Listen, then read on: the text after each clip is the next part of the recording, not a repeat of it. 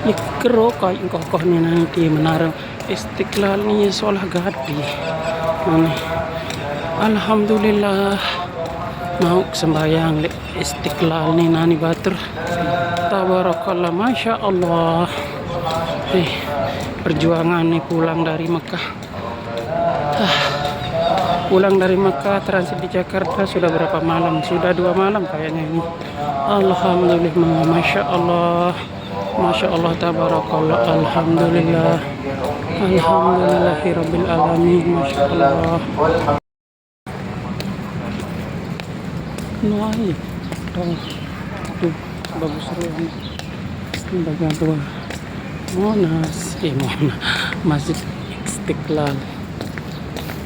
Mulai gak kesolah nonik ketika datang sembahyang deti, alhamdulillah, masya Allah. Pira kamu sembahyang ti unika akhir kesapian mau sembahyang di batur. Alhamdulillah, masya Allah, tabarakallah, masya Allah, ya Allah. Munani Depan bisa di jam 2 di depan Pak. Itu dipilih, tidak berinteraksi, tidak keluar rumah sampai datangnya saat pernikahan. Nah, saat-saat yang seperti ini itu wanita amat sangat pemalu, bahkan mungkin kepada kerabatnya sendiri. Sayyidina Abu Sa'id Al-Khudri radhiyallahu ta'ala kemudian menggambarkan, menganalogikan sifat pemalu bagi Nabi SAW, bahkan lebih daripada sifat pemalu seorang wanita ketika dalam kehidupan. Hadis yang lain kemudian menjelaskan gambaran sifat pemalu bagi Nabi SAW. Ini dengan status beliau, dengan kedudukan dan maqam beliau sebagai Nabi dan Rasul, sebagai manusia yang paling mulia akhlaknya, sebagai pemimpin umat baik dalam keseharian bahkan juga di medan perang.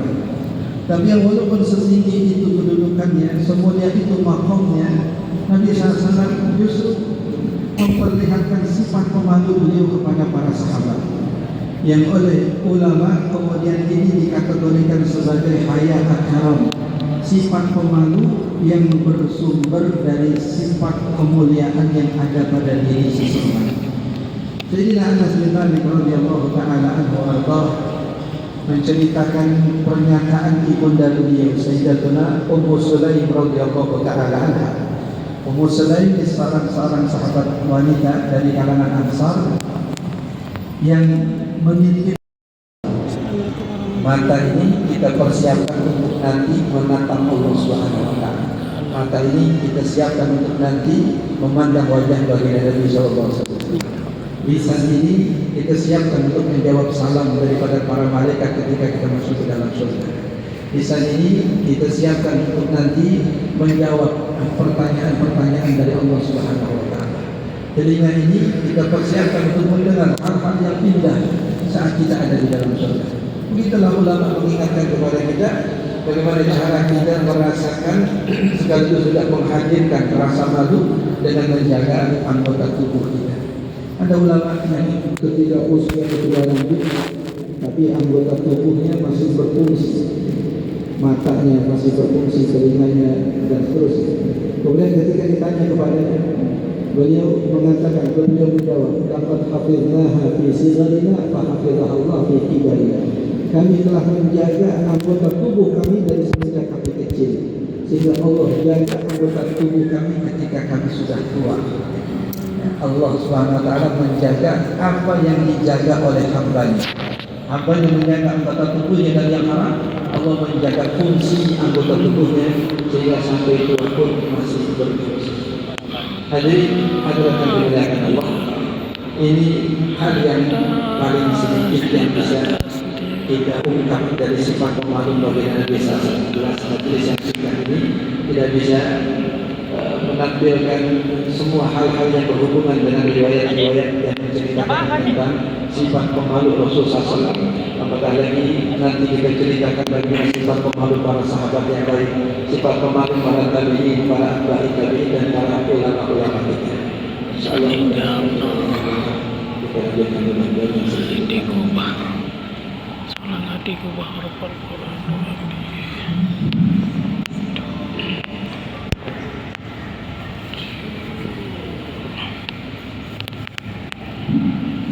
Demikianlah kajian kita pada kesempatan siang hari ini. Pada waktu yang masih kita bisa manfaatkan untuk berinteraksi dengan narasumber dengan memberikan pertanyaan.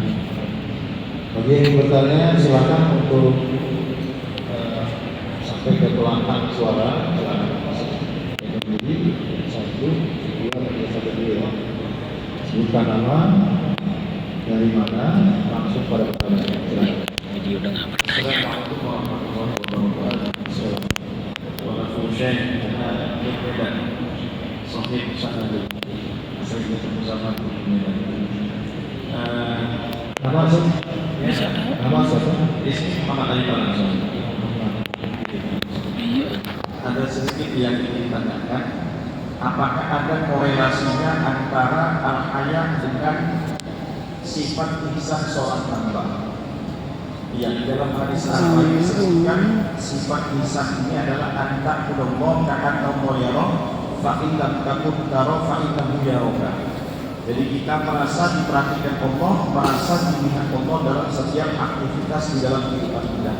Ini yang Al-Fakir tanyakan, apakah ada korelasinya antara al-haya dengan sifat ihsan seorang hamba Allah Subhanahu wa taala? Ada lagi silakan. Harum kita. Ini kita batasi ya pertanyaannya karena waktu juga terbatas. Assalamualaikum warahmatullahi wabarakatuh.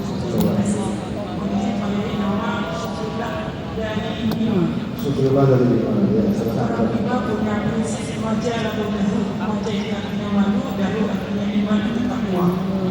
Mohon dijelaskan terkait dengan Sekali doang. secara Sedikit aja.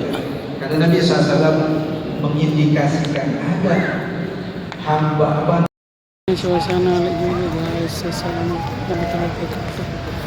Masya Allah, ini suasana Istiqlal, masjid Istiqlal guys. Ini di kuah nih Istiqlal. Ini kita ambil video. Istiqlal.